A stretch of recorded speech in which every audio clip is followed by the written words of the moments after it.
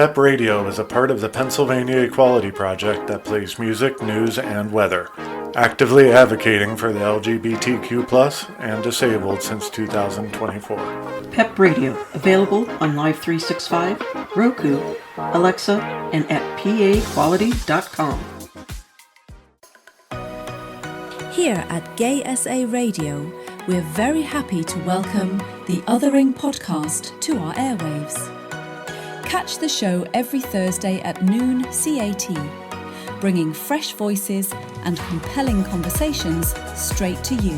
Head over to gsaradio.stream to find out how you can tune in and become part of our family.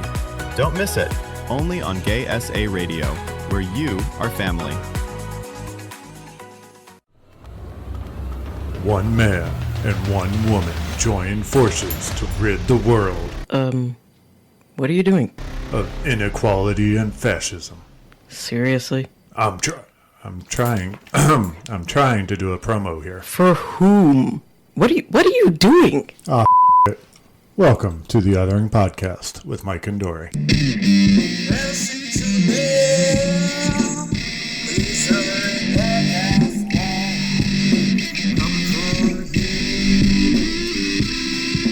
All right, today we are talking to Jermaine Greaves, the founder of Black Disabled Lives Matter. He is a creative powerhouse with skills in event planning, marketing, and artist manager while being a promoter. Jermaine volunteered for the Afro-Punk and Brooklyn Music Festival, as well as 4 in-store festivals.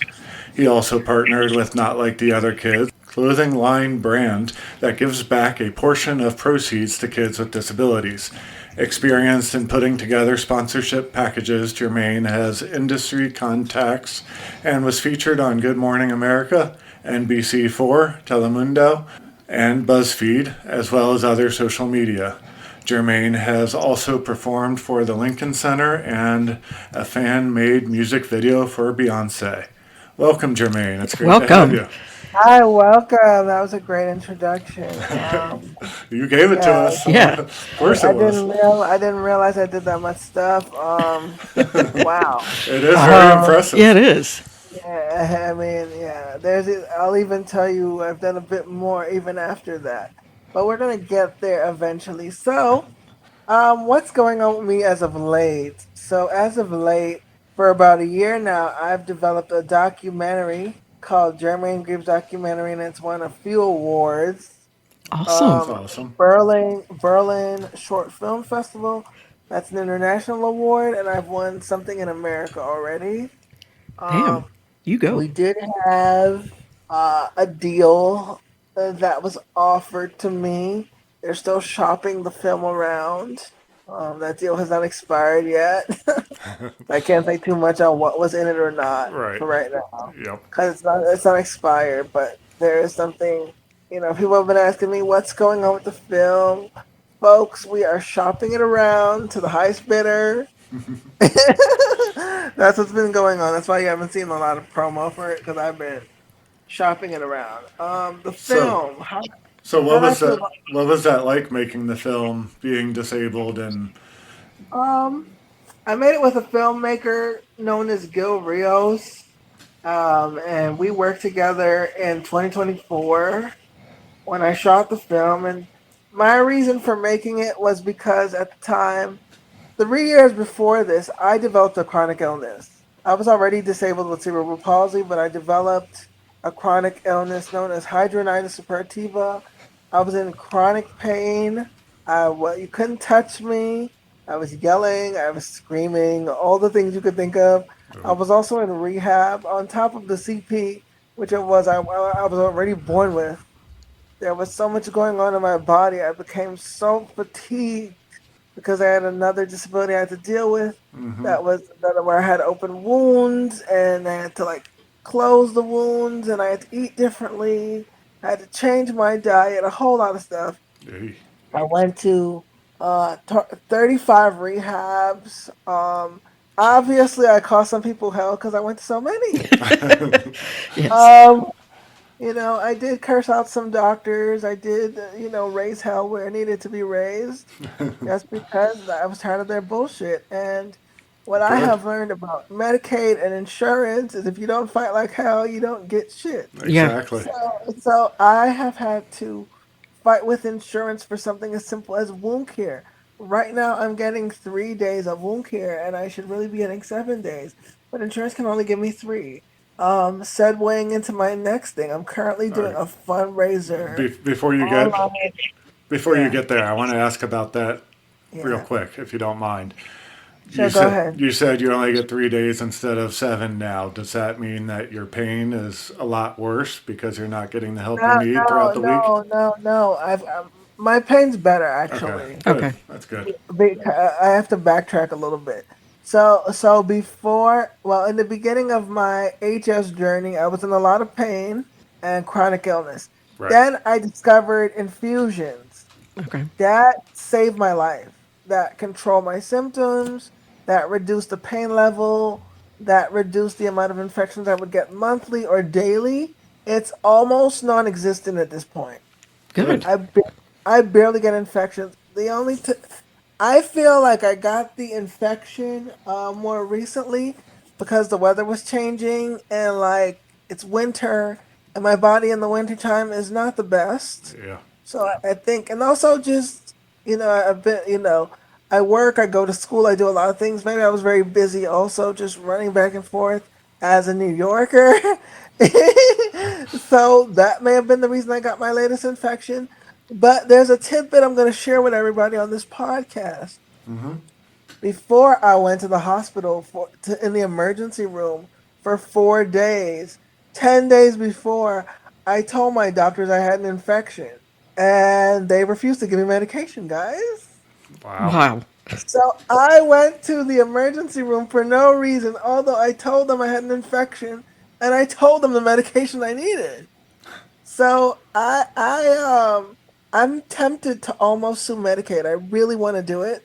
Something in me really wants to do it just because Mm-hmm. it's like I keep hearing stories about people going to their primary care asking for meds and insurance not approving it. Yep. It's a travesty. It is bullshit. There's too many elderly and disabled people that are suffering under the system of Medicaid and Medicare that's not really serving them. There's no reason I should have been in the emergency room in the first place if my doctors would have just given me the meds I asked for Yeah. 10 Right. days before I had to go to the emergency room. Yeah. Because I mean, you would have been able to, have the insurance pay less by getting the meds that you needed when you needed them instead of going to the ER because that just ends up costing more. A lot more. And the funny thing is, the doctor asked me, "Oh, do you have the antibiotics at home?" I said, "No, I haven't taken antibiotics in 3 years, but I know I have an infection because my body feels different." Mm-hmm. Right. And why are you not listening to me? I literally was like, "What the hell is wrong with you, lady? I have an infection and it needs to be dealt with." Yeah. I was kind of I always end up being the villain in a lot of my doctor stories because I give them hell every time. It's just for me as a disabled person, I've been disabled since before my second condition. So like when I see them, and I always tell people that adults treat people like disabilities like children. Mm-hmm. They We're do. not, and we deserve respect. We deserve to be treated like human beings.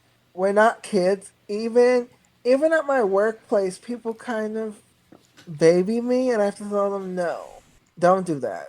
Yeah. And I have to like remind people to remember I'm an adult still, and I'm not a kid. And I think for me, what I have noticed, the older I've gotten, the more people try to do little things to get over on me, and it's like, no, you can't. No, I'm not gonna let you. And Good. I Good. think for me being in business and having to do business with other people, I've cussed people out. I've ran down on people in my wheelchair for money. I am that crazy, and I do not play. It's I don't play a lot of games, and anybody that knows me knows that the games will not be played with. And I'm very serious about who and what I am and what I'm trying to do. So if you think you're gonna play me, you're gonna play yourself. Right. Um, I don't really play like that, and I don't, and I know that a lot of people try to play me because I'm in the chair and they think I won't do anything. Oh, honey, I'm gonna do something, and you won't like. It's and, because of that infantilization that we get when we become disabled, even though it could be from birth and you know that they're adults or they're an adult that becomes disabled and they mhm. still infantilize you, assuming that, all of a sudden our mental acuity lowers and, as well as our physical acuity. And so they want to take advantage of that. They think that's how you do it. And unfortunately, there are a lot of people that are disabled that have been brutally taken advantage of. I don't play that. I gave them hell in the nursing home. I gave them hell in the hospital. I give them hell at home. Like anybody that knows me knows I'm going to give them hell. I think As you for should. me, and my self advocacy developed because of my mother. Like she's the main reason I'm such a strong self advocate because honey, she did not play with anybody when it came to me. So I learned from early on I should not play with myself when it came to me. Um, I That's am also a queer person who dates, and the men try it, but they don't get very far because I don't play either. It's a lot of get the fuck away from me before I hit you, or, or I'm gonna do something before something happens to you. The way I am so protected, and I do not play, and I set my boundaries, and I live my life is should be studied. I feel like more disabled people should be okay with setting boundaries. I think there's a fear yeah, of like if I say no or if something's gonna happen to me. No, nothing's happening to me because I said no. I'm still here. Yeah. yeah, Some people don't like it, but I'm still here though. And I think for me, I want more disabled people to stand in their boldness and in their disability and say, you know what? I'm not going to be treated this way. This is not okay, whether it's in business, in life, or just in existing. You're not going to treat me like I'm just there. Like, that's not okay. yeah. So, yeah. Yeah, that's great, and that's so hard to do, even as able-bodied or non-disabled, however you want to word it. It's hard to do that and to fight back because there is that fear. I've always I, had I, that I fear. feel like I feel like because I'm disabled, I don't have a choice but to fight back. Yeah. And Yeah, for me, when I think about the stuff I've created, Black Disabled Lives Matter, the clothing brand, all these different things I've done, it's forced me to say, you know what, I'm here. Even if you don't want me here, I'm still here. And also, I've been in a couple of museums internationally and in the United States as well. Right now, I'm in the Museum of New York City for an exhibit with Judy Heumann. That's ongoing. that's That's awesome. it's really cool. So, so, so it's stuff like that that's cool. And I was on PBS in 2024 Wow. for COVID, for long COVID stuff. And I went to Congress in 2024 as well. That was interesting. I don't know if I liked it, but it was interesting.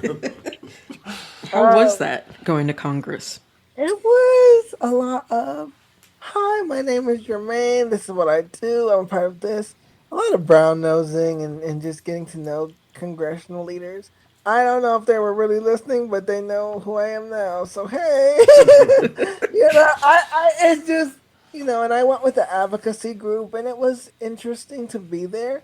Again, I met some amazing people on that trip, and it changed my life. Here at Gay SA Radio, we're very happy to welcome the Othering podcast to our airwaves.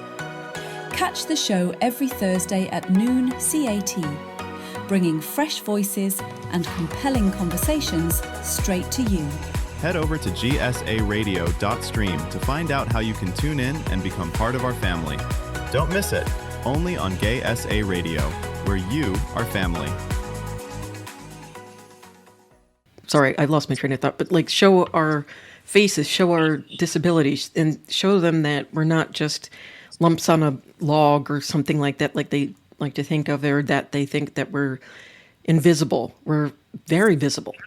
I think a lot of people don't know how amazing we are and what we bring to the table. So I think that the lack of awareness of what we bring to the table and who we are can make people feel like we don't exist. But I was a dancer previously. I performed at places. I still dance a little bit here and there.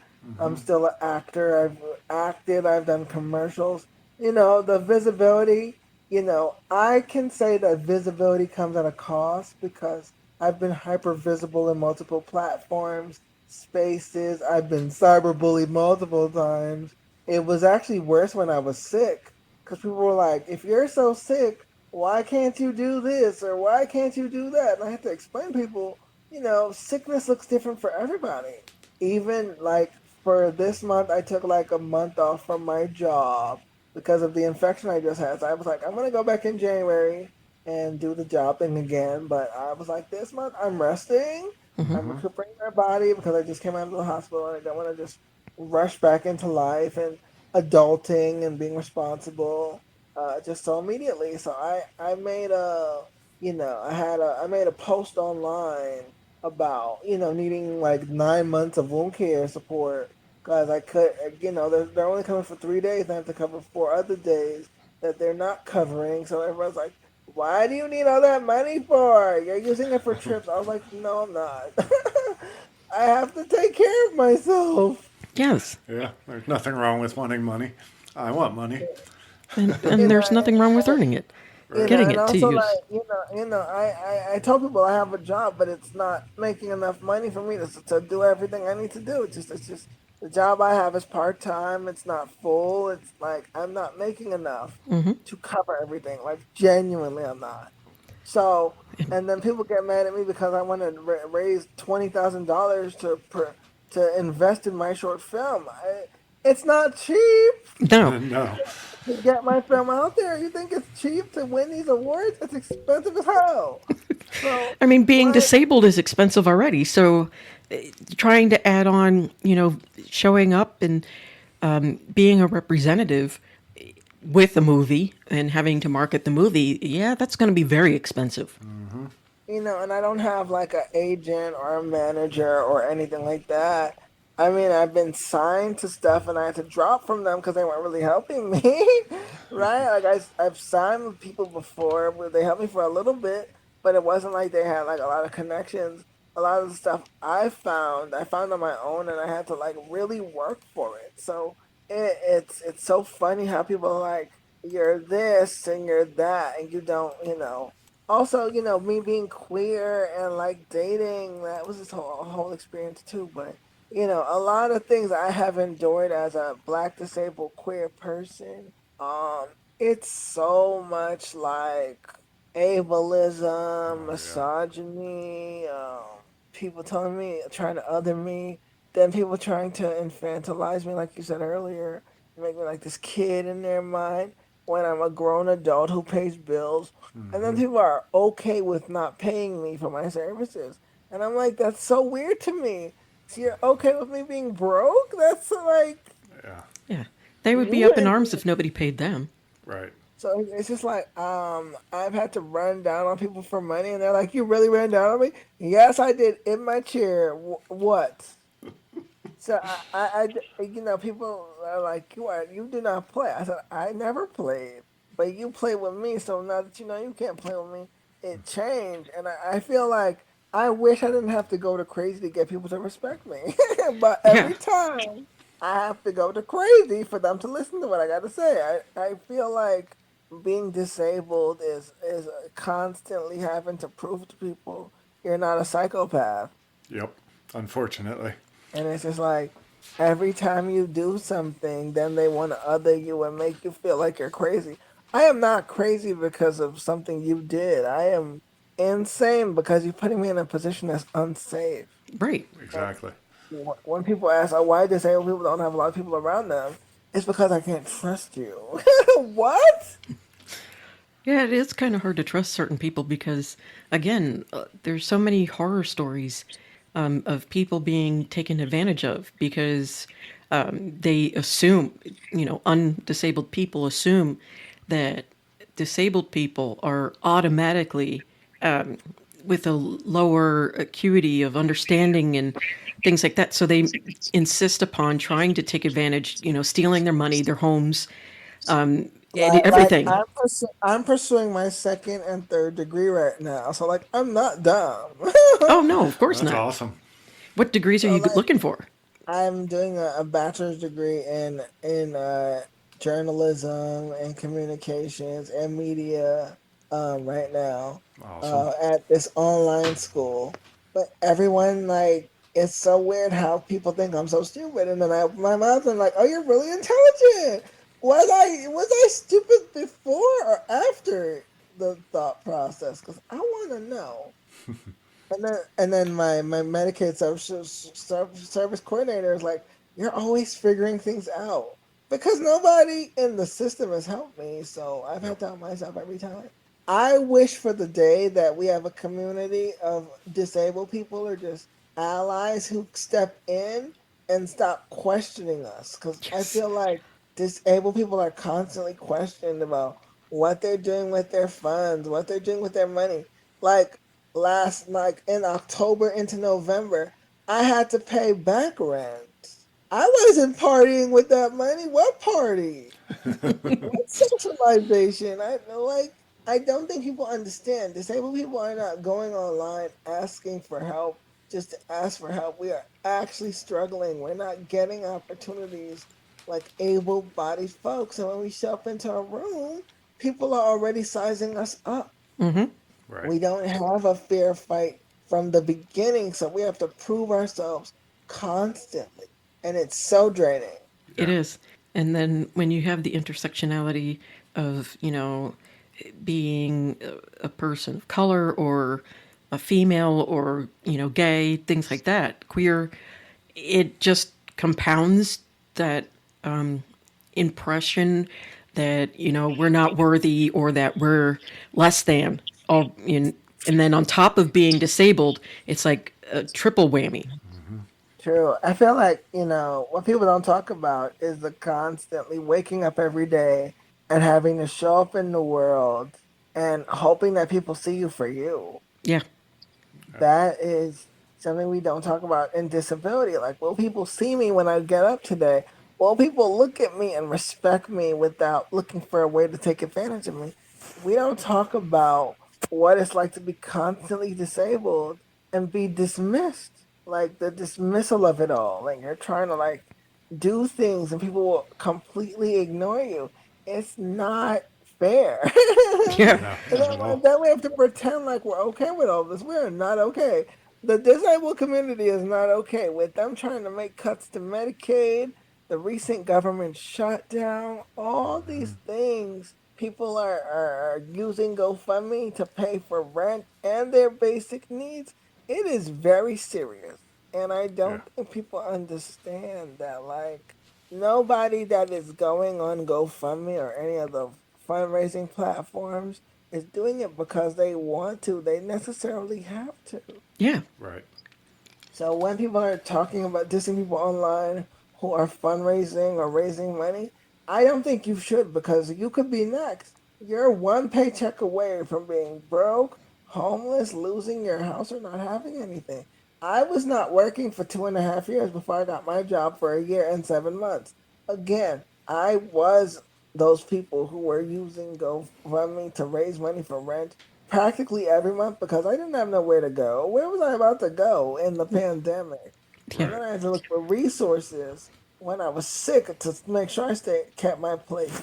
Luckily, I was in New York and they had a number of resources that allowed me to pay my rent months ahead. And I was still in rehab and they still paid it down.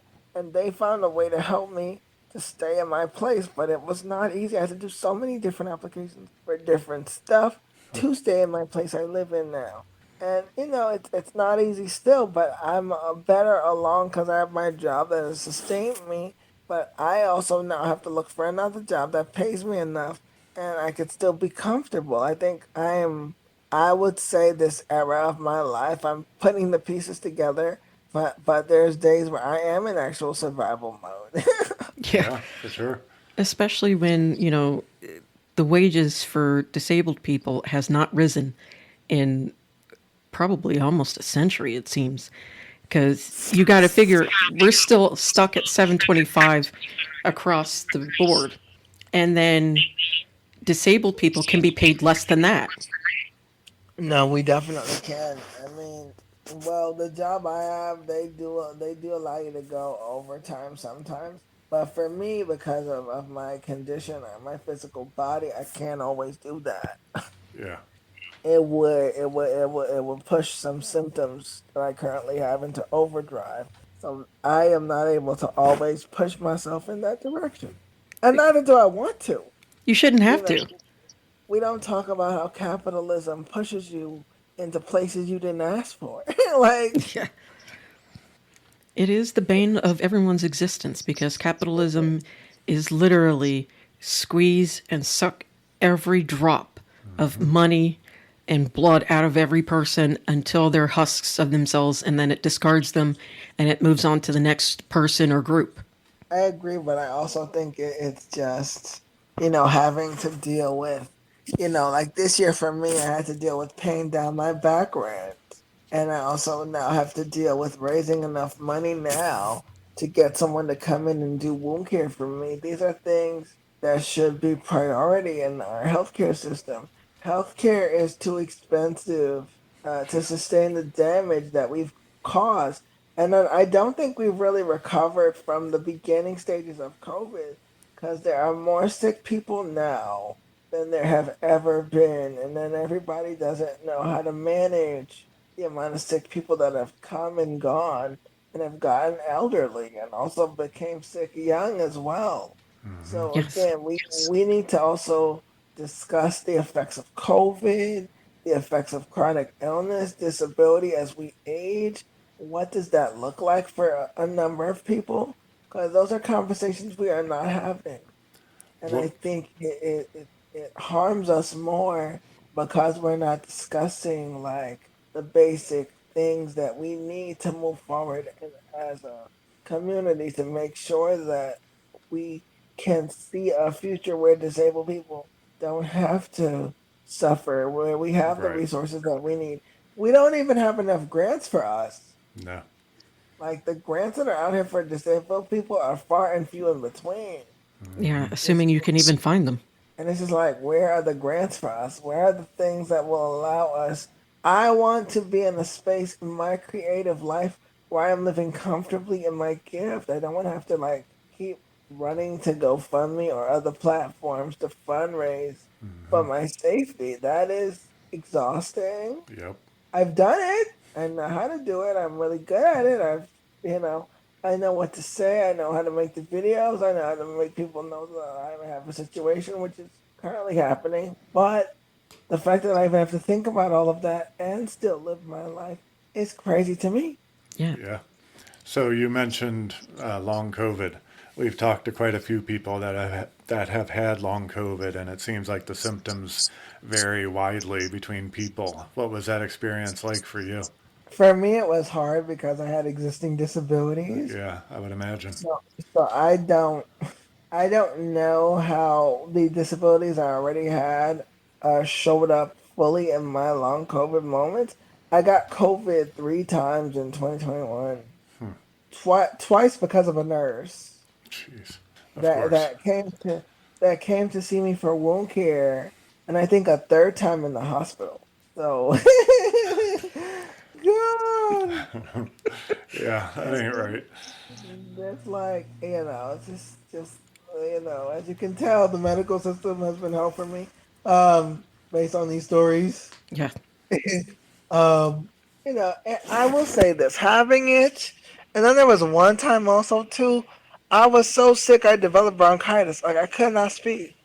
Yeah. So they had to get me on cause this was I think it was before my graduation, but like I had to get on an inhaler, a breathing machine, to get out whatever mucus was in me. That took weeks. Oh my goodness. My boyfriend was trying to talk to me and I could barely utter a sentence. Yep. My mother had to hold my hand.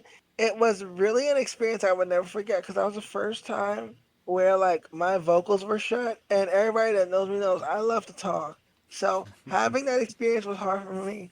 I've had bronchitis before many times, and it is awful when you can't really get those sentences out or communicate very well without wheezing. and coughing, and I'm currently I'm having a like a cold or something that's making my breathing, my asthma act up lately. It might be bronchitis. I didn't actually go to the doctor fully to double check on that, but I'm on medication for it. But Okay. it is hard to talk when you have bronchitis and it's constantly trying to, come up with your, not come up with your mucus, but push up your mucus.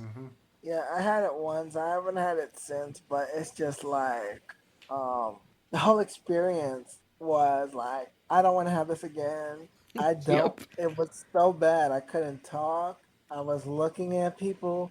I was like making hand signals, just coming up with ways to communicate because that was the first time I really could not speak. So I was like, And that's where sign language should come in. We should be taught that from, early ages so that we can always have so many different ways to communicate in the event that we can't talk, especially as disabled people, because there are times when they just can't express themselves.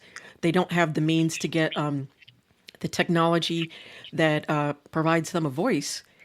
And it so, was my first time where I couldn't, and the big thing for me, I was like, why couldn't you get me like a machine where I could type out the sentences? Right. Nobody in the hospital offered me that.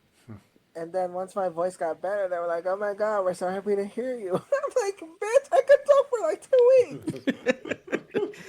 Fuck. It's like, and I had to use the inhaler. I never used an inhaler a day in my life, but oh, that bronchitis took me out. It was woo. yeah, Yep. bronchitis is awful.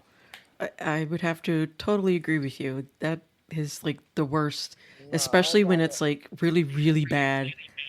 I got it once and I said never again. Listen, it was such a crazy experience for me, and I just never, since that time I've been wearing layers and not trying to get sick. Yeah. Yes, I was like, you got to protect the chest. so it's just, yeah, and luckily with what I do, because I work in a museum, which is the shed, so I work there, and I'm always in front of people talking, so I'm layered up a lot because I'm just like I don't want to get anything. I wear my mask. It's just safety for me because like I'm around a lot of people constantly. So it's just that's like a safety thing, and where I work where because I work near the water, so it's like always cold over there. So I was like, oh my God, this is not fun, but whoopie do, I have a job. Kind of. Even there, I've had like so many instances that were crazy at work. It's just a lot. I've experienced this year for me. I've had to learn to set like a whole lot of boundaries, tell people no.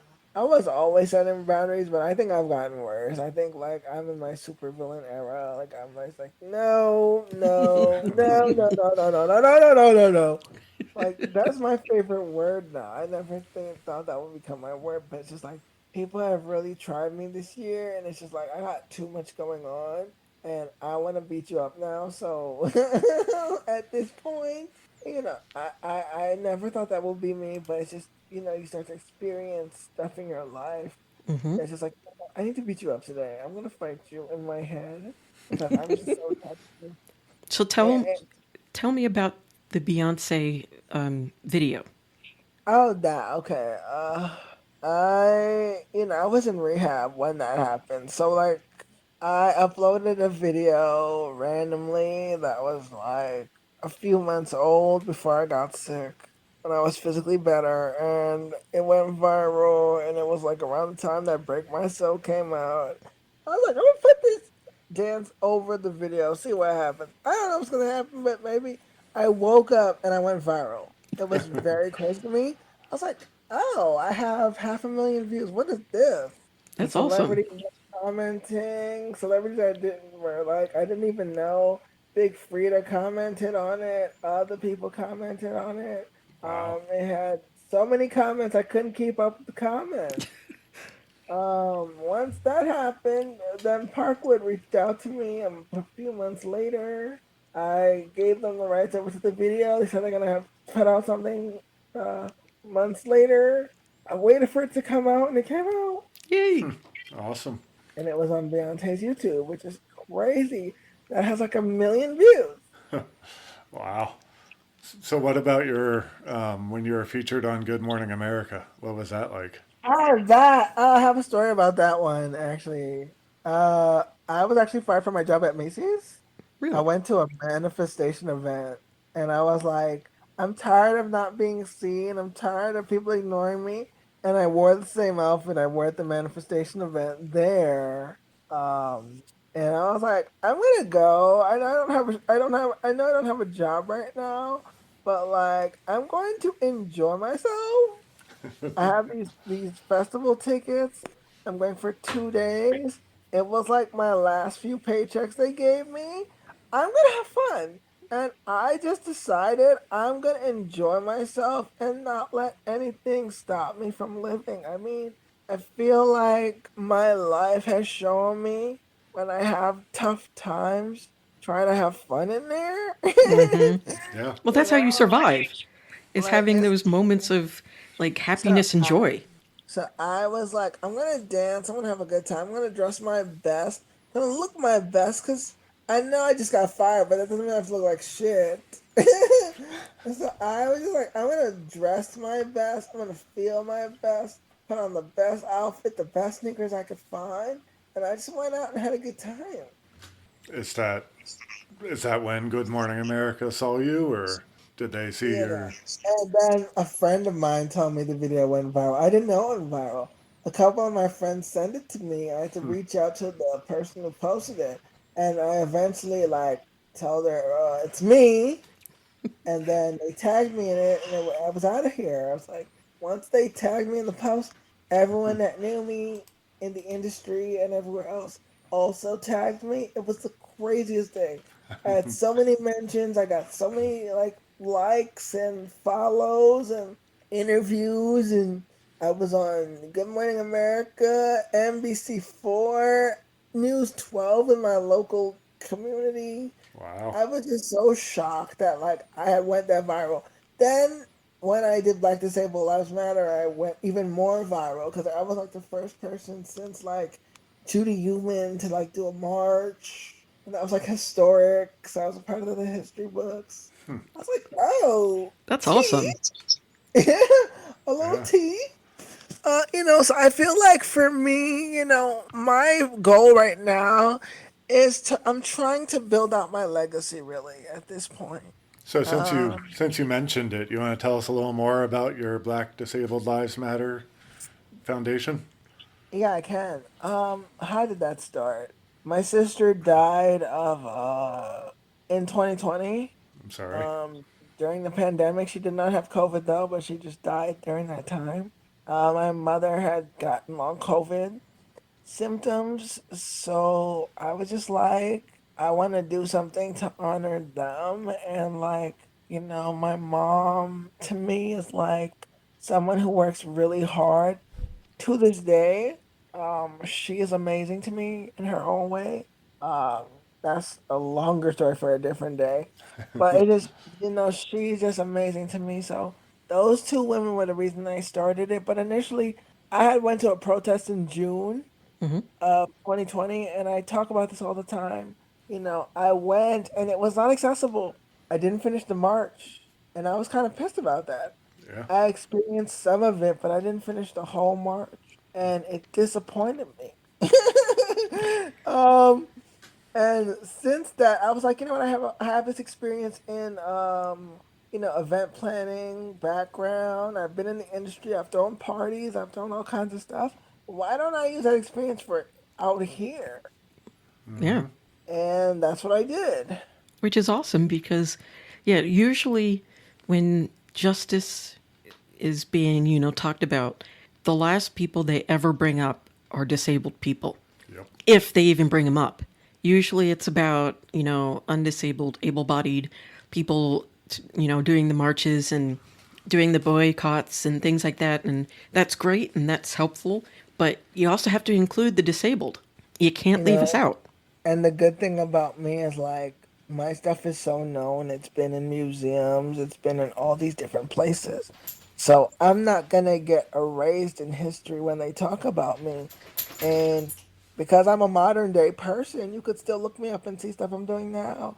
So it's good that I've been able to like speak about long COVID and all these other things in disability that affect us, and even some things that have personally happened to me so openly online. And everyone's like, "Why are you so open about the disabled experience?" Because like nobody knows the modern day disabled experience. They Right. have assumptions about it, but they don't know how hard it really is. Like all these stories I'm telling on these podcasts is for people to know like what's going on and what may still be going on even after I get old and gray and like 75. I don't know. But like for me, I just want to like let people know what each time period was like, living under our current regime of orange Trump haired man. I Yep. don't know. Yeah. It's not easy for us right now as a country. It's not easy for us as a world. No. It's so much. I feel like we're forwards and backwards at the same time. Yeah. It's a very weird time for a lot of us. We have to deal with, what America actually is and not what we think it is. I think that's what we're all facing. I think, the country has to realize what we've always been. And I think that's hard for most people to sit with Very hard. because they want to be in the same comforts they've always been. And it's I think the hardest thing is for people to realize how much of a bigot they are, especially now that they're seeing it in real time. Yep. Yeah. And like you mentioned, it's the reason why a lot of this is going on too is that there's a lot of people realizing, sitting in their discomfort because they thought America was different, and they're realizing that they're not immune to the same horrific treatment that people, especially specifically Black people and Brown people, have been going through for centuries. You And know, I also think now too, just to add to that, is now that they thought that only black people were going to go through this. Now everybody's going through it. So Right. I think like they only thought that black and brown and indigenous were going to go through this. Now that they see that their food stamps are being cut, their services for farming is being cut, things that they use for agriculture is being cut in the rural areas. They're now, oh my God, I didn't think it was going to be me. It was always going to be everybody. When you have somebody that's almost a millionaire who hangs out with billionaires in the White House, yeah, he was never for you. He was for the people that's in his tax bracket. Right. I will never understand how America thought that, but also misogyny, racism, and all the things. yeah, And I also think this whole idea that a woman can't run for president is so like 19s, 20s yeah, Yep. slapstick, trying to tell women to stay in the kitchen. Women have more degrees than men now. So like we need to stop you making excuses for why women can't lead. They certainly can. I just think that men are so insecure they don't want them to. yes. That is Exactly. true. Let's be so for real. Um, I don't think that women can lead, and they'll probably do a better job than any man. But again, I agree. you just don't give them a chance because you're insecure and you're jealous. Yes. Yep. And well, I mean, that's what racism is too, is jealousy, and horrible jealousy of like things that we've been able to do that without the privilege of, the benefit of the doubt of our skin color and things like that. True. And, the jealousy of we don't become lobsters normally. Some of us do, but for the most part, a lot of us don't become lobsters just going out to check the mail. And we have naturally curly hair, and all of these different things that we have and features. Like when you look at the history of how they would present Black women and Black men, and it's like you were jealous because you didn't have an ass and boobs and all of that stuff. So you tortured these people because you couldn't have what they had. And then now you're seeing people are trying to become us with cosmetic surgery. So it's just like, Yeah. do you Yep. hate us or not? Because then they turn around and they say they hate us, but then they're starting to look like us. I will never understand. how somebody that hates me is trying to look like me. It's because of jealousy, and the jealousy is so rampant that it's irrational. I agree. I think it's just when I look at history, it's so sad that we are backwards and forwards at the same time. Yes. Because progress has been made this cycle with all of the Democrats that have stepped in and done their thing, but it's just like we're also backwards in the Supreme Court and how they're thinking and how they want to expand the courts to have more control over stuff, which I think is very dangerous. So I am very concerned as to what America will look like in the next 3 years because we have so many different things going on that's not really American right now, and we have to like sit through it to see Yeah. who will survive. This feels like the Hunger Games on steroids. Yeah. It's scary, And even it for is me as a scary, white but guy. this is always how America has been. It's just now it's visible to everyone else, as opposed to just the minorities. And so, everybody else is kind of panicking. But the thing is that everybody says that you have to listen to the black women because they're the least of all of us, me included, because I am partially But but black. But but but but, but black women have always been ahead of the curve. yep. Yep. I just think that people don't want to listen to you because you're a woman. Well, yeah, of It's course. so much misogyny at play here, which is the worst thing in the world. And I also think that like we gotta give black women their things. I think it's the way that they disrespect the elderly, the disabled, and black women on a consistent basis. Like we're not people is beyond me. And even in our queer community, there's such a Yep. separation of who gets visibility and who doesn't Hmm. and attractiveness. Lord, we can go into that for the entire day. Who's hot, who's not, who's worthy of desire. It is such a. I feel like being gay is like a hierarchy. It's like It you is. have. Everything is a Yeah, hierarchy, you know, and it's annoying and it's frustrating. And it makes me want to shake the shit out of a lot of people because us worrying about, the hierarchy within the queer community or within the disabled community doesn't help us. It doesn't no, it get does us not. No. the car spots that we need. It doesn't get us the right care and resources that we need from whether it's, nurses and doctors or just the government, period. And then Because we're for so me, busy fighting each other about, well, who's hot or who's not or who's allowed to be in and who's not.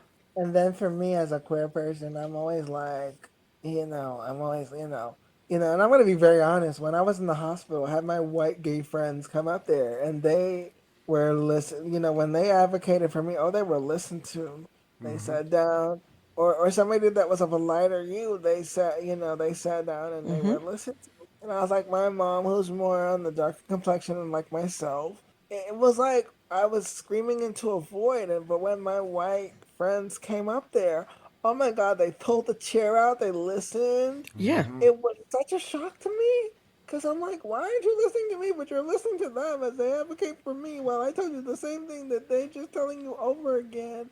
But because they're lighter skinned or they're white, you're listening. And it was just like, Yeah. this is Yeah. so like, And that's why we this. need men, all men, to speak and raise up women because people will listen to men first before they'll ever listen to women. There's a big difference when I go with Dory to a doctor appointment. I can tell that the doctors listen more and are more, care more or whatever, more attentive when I'm there than what she tells me Yeah, when they're not. it's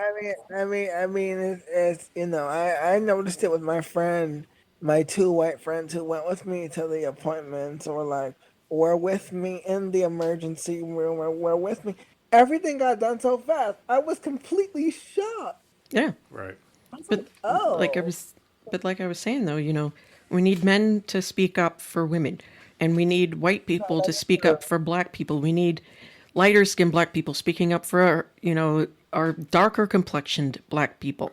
That's very Use true. the hierarchy that has been built to benefit us instead of against us. So, Yeah, I agree. I agree with you completely for that. I think it's just when you think of just the overarching. even having to think of that strategy when I was in the hospital, like getting a white person to come or a lighter skin complexion person to come versus a dark skinned person. That logic is psychologically crazy to Yeah. think about when you're sick. Yeah. But these are the Yep. things I had to jump through when I was sick with a chronic illness because they were certainly not listening to me with with my mom there all the time. But they were listening to me when my friend Adam was there, who is white as snow.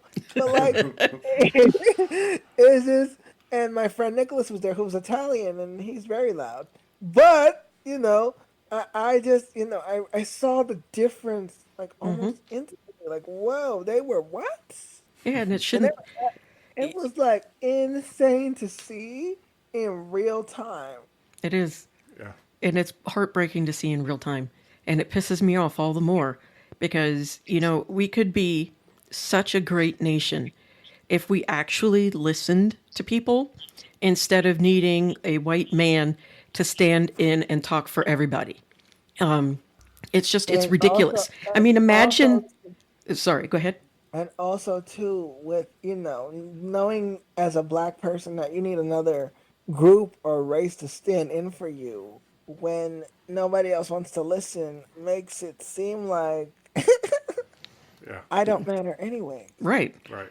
And that's why I say it's heartbreaking because we do matter. We matter just as much as everyone else. But I because agree. we had the nerve to be born brown or black, then we don't get listened to. And honestly, for instance, the environment, a lot of things could have been mitigated for the environment if, speaking of the Dust Bowl that happened, if people had listened to the indigenous people. That's very true. I agree with that. That whole Dust Bowl situation in the 30s could have been avoided if they listened to indigenous people. And, it's frustrating when you see all of these patterns happening and nobody wants to listen because you're not a white cishet, man. True. And even, not to be, I would even say like not every white, and I also think there's this thing about when white men lead, things are better. That's not always the Oh, case. no. No, not at No, all. look at what we have right now. There's a bunch of white men in charge right now, and Tangerine Tango Group has totally decimated everything that Biden did. We're up to like over 1.5, 1.9 million layoffs, the biggest since I think it was like 2023 or 2020, something like that. And And we have to also think about how many jobs have been lost because of this man. We yeah, don't. Where are the jobs? What jobs? yeah, I mean, like I was saying, Yeah. 1.9 million people were laid off. That's a lot of people to lay off. And then there's some people that I know somebody right now that's working 3 jobs to sustain. Yeah, we should not be like that. Under no circumstances should anybody in any country have to work 3 freaking jobs in order to make ends meet. They especially here they talk about at how they need more babies born, but yet they keep removing the care. They don't want to talk about universal paid leave. They don't want to talk about universal daycare. They don't want to talk about universal health care, at least for women for, through the pregnancy and postpartum. They don't want to do any of that shit. And so it's just like, well, you're not going to have your babies. Nobody can afford a damn house. They can't afford a car. They can't afford, to have children if they're working 4 jobs a day. People can barely afford rent. Listen, Yeah. like the fact that I even had to make a GoFundMe to pay my rent is asinine. Yep. Yeah. And the fact that I still have to make a GoFundMe to get proper private womb care because they're only covering me for 3 days is also asinine. Yeah. Yes. That's awful. Like, And it is like, like, awful. And like gunshots to the Medicaid and Medicare system. No one should have to be doing more than they have to get care. And it seems like the older I get, the worse insurance gets, and it's yeah. insane to think that. And it is. It is because, like in the 70s, all insurance companies used to be nonprofit. But Reagan, Oh, he did so much good for us. Sarcasm. No, he So did not. Reagan came in and told them, well, black people benefit from this too, and they're like, oh no, we can't have that. And so they started becoming for profits. And, it's ridiculous that as a country, we could have had so fucking much. When you look at the railways in Japan, at how clean it is, or, the universal healthcare system that the majority of all industrialized nations have, we could have had that. But no, because we have to shove our heads so far up our own asses because God forbid brown, black, and indigenous people be able to breathe clean air. It's literally taking off your own foot and then complaining you have no shoe for that foot that's no longer there. True, but I would even add that, like, for people that are not marginalized, they get a kick out of the suffering of others, and I don't think that's fair. But the thing is that they're suffering just as not much, if not more, because for centuries they've tried to keep minorities down, and what has happened throughout every damn time, every minority has managed to find a way around those loopholes, around those, you can't do this and can't do that.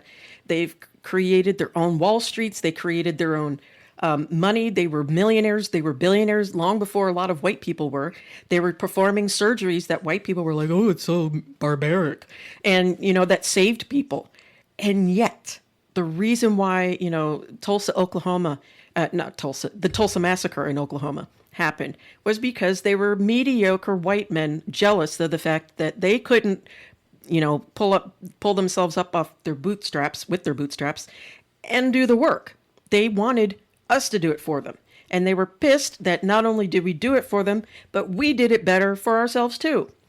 And that's what the whole damn thing is they're fucking pissed that black people and Native American indigenous people and Asians and all that shit can do just as much as they can. And you know what? If they put the fucking effort in it, they would be so much further ahead. But no, they have to hate us. But again, all colonials have ever done was steal. So, like, are we surprised? No, we're not. No, it's not really surprising. That's all they've ever done. They've stolen so much and claimed it as their own. So, like, I'm not, what is surprising is the amount of conservatives that they are. I didn't know. There's a lot of conservatives hiding in plain sight, and it's really ugly. To see, like, just how people think. The way that people have bent over backwards for Donald Trump, I don't know how it happened. I don't know when it happened, but it's almost like they want to make it seem like, okay, if they bend over for him, they're gonna get something out of it, and it's just like, no. No, the only thing that they're going to get is a carrot up the ass, because we all know that Trump doesn't have a big one. So, it would be like a nub smacking you in the butt. And that's all all of them are going to get. And the thing is that what they also need to realize is that at the end of this regime, and it will end because all regimes end, is that they're going to be more than likely in jail for the shit that they're pulling. And he's probably going to be, sitting, sipping margaritas somewhere, having thrown all of them under the bus. Yep. Like his last administration, they all went to jail. Yep. We're running out of time, unfortunately. Yeah. Do you want to let people know where they can find you, find what you do? Oh yeah. So okay, this was a great conversation. We had a good time. Yes, we did. A lot of topics. So you can find me on my Instagram at Jermaine Greaves, where you can find my fundraisers I'm currently doing, which is a fundraiser to raise $8,000 for wound care. That is on my Instagram. You can also find me on Black Disabled Lives Matter. I also have a website, which is www.jermainegreaves.com. Also, right now, my short film is taking bookings to be shown virtually and in person all over the country and internationally. Awesome. So, Great. if that is you, that's where to find me. I also have an email, Jermaine@JermaineGreaves.com, to send me your inquiries there. Yeah, so, right now Awesome. I'm doing the fundraiser for my short film, which is also on my Instagram. I'm trying to raise $20,000 to fundraise for my project and get it in front of some platforms so we can win some awards and maybe get an Oscar or a Grammy. I don't know, That would be but I want awesome. Yeah. something.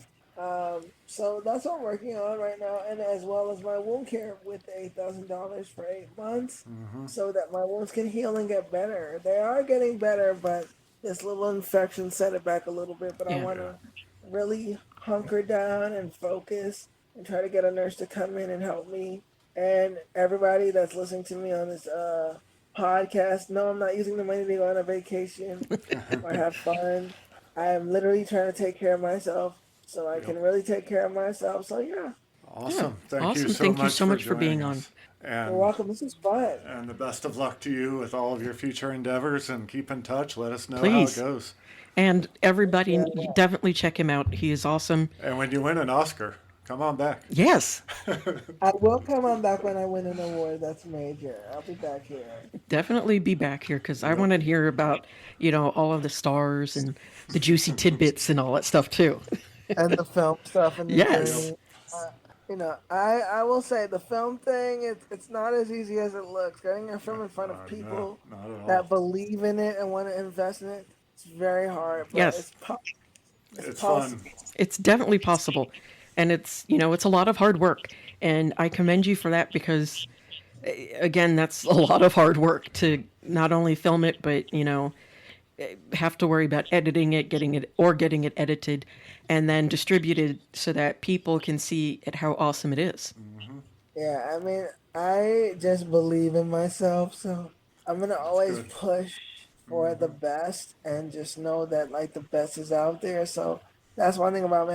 I'm gonna always try and put my best foot forward and believe in myself and do what I can. I'm a That's, firm believer in that. that's great. And we'll keep Thank you. watching you all the way. Yes. Thank you so much. Yeah, you're welcome. Yeah, this is fun. All right. Bye-bye. Bye bye. Thank you for listening to the Othering Podcast by Mike and Dory. Please like and follow us on all of your favorite social media. The Othering Podcast is produced by Loudcore Productions, graphics by Josh, and music by Jordy James.